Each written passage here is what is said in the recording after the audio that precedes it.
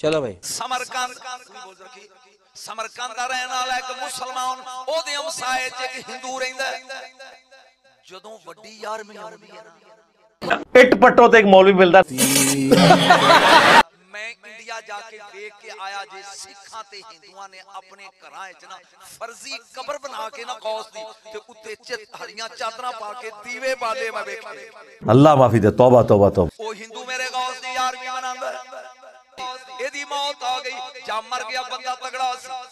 बरादरी क्या भी देसी घ्यो दे टीन लियाओ ते लकड़ां संदल दियां लिया के नु साड़ना ए देख लो कफन पाया ओ लकड़ां उते रख के मैं हिंदू इंडिया जाके सड़दे भी वेखे रख के ना इना लाई तीली ओने के सड़ना किथे नहीं तेनु चस नहीं आई होया नहीं होण देना की कर लेना उन्होंने अग लाई अग नहीं लगी लगे परेशान होन अग नहीं लगती पेट्रोल सुट के अग लाई नहीं लगी मरीद होवे गौस दा अग साड़े किवें